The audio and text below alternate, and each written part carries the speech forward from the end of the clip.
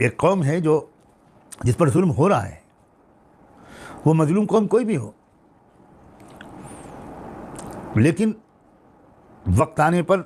اللہ مداخلت کرتے ہیں۔ اللہ صرف مسلمانوں کے اللہ نہیں ہیں، اللہ صرف مسلمانوں کے رب نہیں ہیں، اللہ تمام اقوام عالم کے رب ہیں، اور اللہ کی خاص مدد کمزوروں اور مظلوموں کے ساتھ ہوتی ہے، اور اس کی پکڑ ظالموں کے ساتھ ہوتی ہے۔ ہر دور میں، ہر ملک میں، ہر علاقے میں اللہ کا یہی دستور ہے۔ اسی مضمون کو دوسری آیت میں جو میں نے ابھی پڑھی تھی، اس میں اس طرح ارشاد فرمایا کہ وَلَوْلَا دَفْعُ اللَّهِ النَّاسَ بَعْضَهُمْ بِبَعْضٍ لَفَسَدَتِ الْأَرْضُ۔ اگر یہ دستور اللہ کا نہ ہوتا کہ وہ کچھ شریر اور ظالم قوموں کے شر اور ظلم کو روکتے دوسری قوم کے ذریعے سے، کسی دوسری قوم کو کھڑا کر دیتے اللہ، اگر یہ دستور نہ ہوتا تو زمین تو تباہ ہو چکی ہوتی، فساد ہی فساد ہوتا، کیونکہ تاریخ میں بار بار مفسد، مغرور، متکبر، گھمنڈی، ظالم و جابر، ڈکٹیٹر کھڑے ہوئے ہیں، اور انہوں نے مشرق سے لے کر مغرب تک، شمال سے لے کر جنوب تک خون کی ندیاں بہا دی ہیں۔ ایسا ہوا ہے، لیکن جب ایسا ہوا ہے تو آپ تاریخ کا مطالعہ کر لیجئے، کچھ دن تک ڈھیل دینے کے بعد دوسری قوم کھڑی ہوئی نظر آتی ہے ہم کو تاریخ کے صفحات میں۔ کوئی دوسری قوم کوئی بھی ہو، وہ کھڑی ہو جاتی ہے، وہ مقابلے کے لیے کمر کس لیتی ہے، اور عجیب بات ہے کہ اس کے اندر ایسی ہمت، ایسا حوصلہ،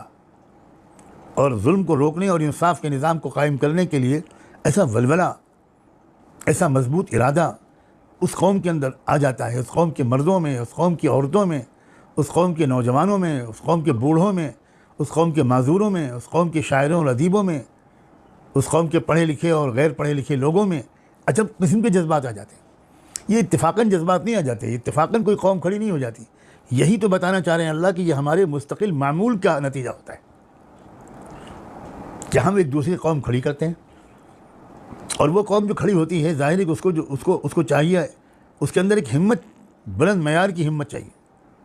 حوصلہ چاہیے، ارادہ چاہیے، طاقت چاہیے، قربانی کا جذبہ چاہیے، ہر قربانی کے لیے آمادگی چاہیے، تن من دھن لٹا دینے کا جذبہ چاہیے۔ وہ ہم تاریخ میں دیکھتے ہیں کہ وہ جذبہ اس قوم کے اندر آ جاتا ہے، اور وہ قوم پھر محیر العقول کارنامے انجام دیتی ہے۔ اس آیت کے اگلے حصے پر میں خاص طور پر مزید توجہ آپ کی چاہتا ہوں کہ اللہ نے فرمایا وَلَٰكِنَّ اللَّهَ ذُو فَضْلٍ عَلَى الْعَالَمِينَ۔ یہ جو اللہ تعالیٰ کا ایک دستور ہے، اللہ نے اپنے لیے یہ دستور خود لازم کر لیا ہے۔ اس کی وجہ یہ ہے کہ اللہ پوری انسانی برادری اور پورے عالم کا رب ہے، اور سب پر اس کی مہربانی عام ہے۔ ذو فضل علی المسلمین نہیں کہا ہے، ذو فضل علی العالمین کہا ہے۔ یعنی یہ ایک ایسی اللہ تعالیٰ کا ایک ایسا دستور بیان ہو رہا ہے جس میں ایک مخصوص قوم پر حملہ آوروں کو روکنے کے لیے اللہ کی مدد کو بیان نہیں کیا گیا، بلکہ تمام کمزور اور مظلوم قوموں کے ساتھ اللہ تعالیٰ کھڑا ہو جاتا ہے، اور وہ اس طرح کھڑا ہو جاتا ہے کہ مد مقابل میں کوئی دوسری حریف قوم کو کھڑا کر دیتا ہے۔ یہ سب خداوندی اشاروں اور تقدیر کے نتیجے میں ہوتا ہے۔ ہم لوگ دنیا میں تاریخ کا مطالعہ کرنے والے لوگ، وہ ان انقلابات کو یا کمزور اور طاقتور حریفوں کے مقابلے کی اس تاریخ کو اللہ کی طرف منسوب نہیں کرتے، اس کے ارادے، فیصلے، دستور اور معمول سے کنیکٹ نہیں کرتے۔ ہم سمجھتے ہیں کہ دنیا کے اسٹیج پر ایک وہ قوم کھڑی ہوئی، اس کے مقابلے میں دوسری قوم کھڑی ہو گئی، اور اس کو فلاں لیڈر نے کھڑا کر دیا۔ ایسا نہیں ہوتا۔ جو ہوتا ہے اللہ کی پلاننگ، اس کی منصوبہ بندی کے ذریعے ہوتا ہے، اسی کے تحت ہوتا ہے، اسی کی وجہ سے ہوتا ہے۔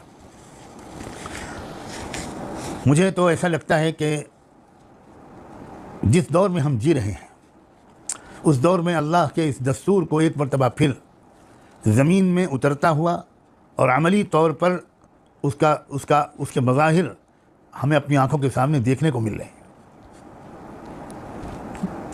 ہمیں چاہیے کہ ہم ذرا ان دور حاضر میں ہونے والے واقعات کو صحیح تناظر میں سمجھیں، ان کی حیثیت کو سمجھیں۔ میں اس وقت کوئی تفصیل میں تو نہیں جاؤں گا، لیکن میں اتنا اشارہ ضرور کرتا ہوں کہ جو حالیہ واقعات ہوئے ہیں، یہ ایک دور کی تبدیلی کا آغاز ہے۔ نظم عالم میں تبدیلی کا آغاز ہے،